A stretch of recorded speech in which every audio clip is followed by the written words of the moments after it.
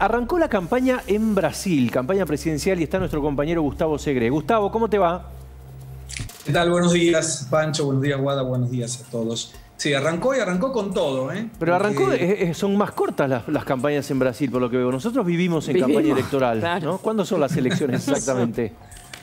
El primer turno el 2 de octubre, el segundo turno 30 de octubre y la campaña formal comenzó ayer con dos actos interesantes. Bolsonaro en la misma ciudad de Minas Gerais, Juiz de Fora, donde recibió el cuchillazo que le generó de salud, con mucha gente, ahí lo estamos viendo, y Lula da Silva en San Pablo empujando a su candidato a la gobernación, Fernando Haddad, que era el candidato con quien pierde contra Bolsonaro. Claro, el que perdió. Gustavo, y arrancó fuerte la campaña, en intensidad. Arrancó fuerte, sí, arranca fuerte. Hay algunas cosas que ya determinó la justicia electoral que no se pueden hacer, anoté algunas. No se pueden colocar carteles en las calles, por ejemplo, algo curioso.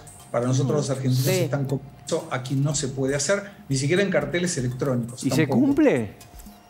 Se cumple porque hay multas. Si no se cumple, las multas son pesadas y se le cobran a los propios partidos políticos. Entonces ellos se cuidan de respetar. ¿Y no sí se puede pintadas? Porque acá estoy pensando, anda a prohibirle a los muchachos del conurbano que te hagan pintadas, ¿no? Bueno, ahí las pintadas en general le echan la culpa a la gente, que no tienen cómo controlar, pero las multas llegan igual. Son espontáneas las pintadas. Sí, sí. No se pueden agredir a los candidatos ni divulgar noticias falsas, y ahí uno dice, sí, no tenés tampoco cómo controlar eso. No se puede hacer telemarketing o envíos automáticos en grupos de WhatsApp, por ejemplo, no está permitido. Hasta el 29 de septiembre se pueden hacer comicios, pero sin participación de artistas. Espera, quiero hacer una pausa ahí con el tema de WhatsApp, porque eso fue el buen manejo del tema de WhatsApp, es lo que le permitió a Bolsonaro ganar en las elecciones anteriores, ¿o no?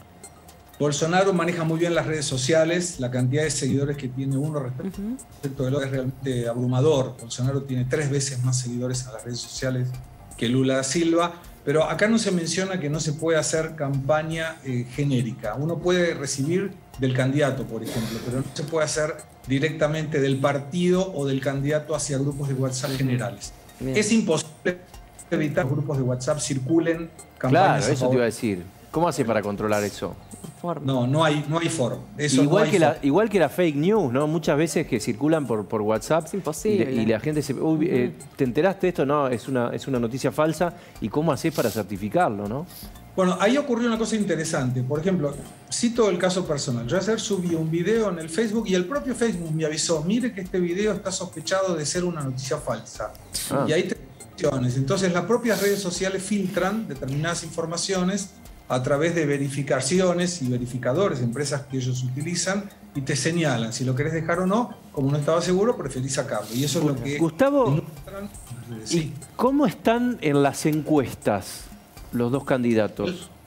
Las encuestas mayoritariamente lo dan a Lula ganador, con una diferencia de entre 12 puntos, 7 puntos, algunas con 3 puntos, y una encuesta hace unos 10 días atrás, Brass Market, lo dio a Bolsonaro ganador. Vos te inclinás por Bolsonaro, ¿no? Vos no crees que gane Lula. Yo lo veo a Bolsonaro por la calle, Guada. La calle me muestra que Bolsonaro convoca más gente. Esto obviamente tampoco es científico, pero falta uno ve lo que arrastra uno y lo que arrastra el otro.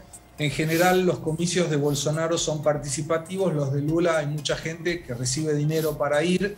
Salió inclusive un video donde decía que le daban 50 reales, iba caminando, 100 reales iba en moto y 200 reales iba en auto para pagar la nafta. Ahora, depende, como siempre va a depender mucho de cómo esté la economía, ¿no? ¿Cómo está la situación en este momento en Brasil? La economía está muy bien, Pancho, y esa es una de las dificultades que tiene Lula, porque él menciona, vamos a aumentar la actividad económica que está aumentando, vamos a bajar la pobreza que está bajando, vamos a aumentar el empleo que está subiendo, vamos a traer inversiones que están trayendo. Entonces, o sea que estornudó un ruso en Moscú y ahí no se resfrió nadie. No, al contrario. Bueno, deflación en el mes de julio. Inflación negativa 0,6. La nafta cayó el 15% en función de que el gobierno bajó los impuestos. Claro. Y ese es un dato interesante. Cuando vos tenés reducción de impuestos, cae la carga tributaria y los precios bajan. Entonces, ahí es donde hay que apuntar. Claro, el tema es que para bajar los impuestos tenés que bajar el gasto y eso es algo que en este gobierno todavía no quieren hacer. Fíjate la importancia, al tener reducción del gasto y aumentar el superávit fiscal o generar superávit fiscal, Brasil no necesitó emitir, no necesitó aumentar títulos de la deuda y no necesitó aumentar la carga tributaria. Al contrario, la bajó. Al bajar la carga tributaria bajan los costos tributariamente hablando de los productos, con lo cual el producto, como hay libre mercado, baja de precio. Y la gente consume más. Como consume más, es necesario aumentar la producción, es necesario aumentar el empleo. La pregunta, Gustavo, es entonces por qué Lula aparece en la mayoría de las encuestas adelante, ¿no? Vos sabés que la juventud lo acompaña. El discurso de Bolsonaro es un discurso un poco agresivo y la juventud, por algún motivo que es difícil de explicar, salvo algún sociólogo tal vez lo pueda hacer, la juventud no lo quiere. Y además tiene una gran ventaja Lula. Y esto lo hablamos precisamente con mi hermano el día de ayer. Tenemos gente joven, nuestros hijos son jóvenes. Y decís, ellos no recuerdan los casos de corrupción, porque tenían 6 años, 8 años cuando casos de corrupción. Y acá se vota a partir de los 16. Entonces, esa franja etaria apoya a Lula porque no lo quiere a Bolsonaro, porque muchas veces no depende de un empleo, está viviendo con sus padres, y eso genera un caudal de votos importante. Pero hay que esperar. La encuesta que vale es la del 2 de octubre. No hay otra anterior que pueda... ¿En general las encuestas han fallado en Brasil o en general cumplen?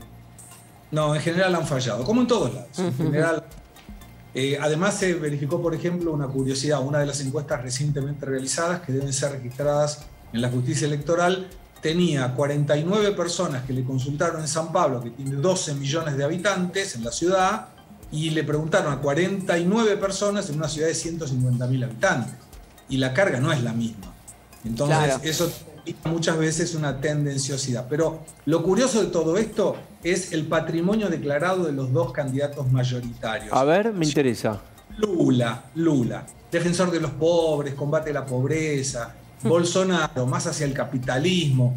¿Cuál le sugiere que puede tener más patrimonio? Y Bolsonaro, ¿no? La derecha. No, Lula tiene más patrimonio. No aplica. Lula tiene $1,5 millones de patrimonio, Bolsonaro $500.000 de patrimonio, que también son peligrosos. ¿Y cómo hizo? Si Lula era un obrero metalúrgico, después estuvo siempre en la función pública, ¿cómo llegó a $1 millón? ¿Sindicalista? Sí. Sindicalista. Claro.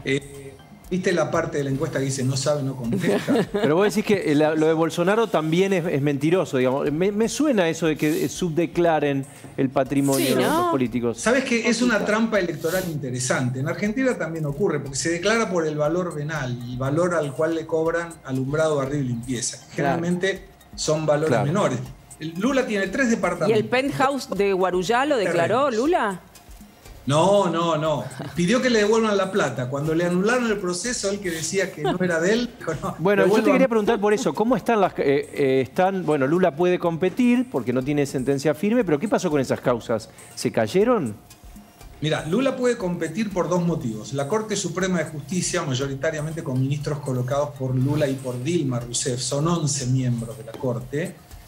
Primero determinó que debía salir porque cambió la interpretación del cumplimiento efectivo de la pena y junto con Lula salieron más de 4.000 personas entre homicidas, pedófilos, violadores, estafadores, de todo. Ahí había que sacarlo de la cárcel, pero el proceso seguía y él estaba como ficha sucia, o sea, al tener sentencia no podía competir. ¿Qué hizo un ministro de la Corte que había puesto precisamente el Partido de los Trabajadores? Se dio cuenta, después de 3 sentencias confirmadas y más de 20 jueces participantes, que el código postal estaba equivocado y que no era la sede jurisdiccional, sino que había que llevarlo a Brasilia y a San Pablo, con lo cual anuló el proceso y automáticamente al anular el proceso le vuelve a dar la ficha limpia para que Lula pueda presentarse como candidato. Cosas de amigos, digamos. Gracias, Gustavo. Una ayudita de los amigos. Un abrazo grande para ustedes. Un gran abrazo.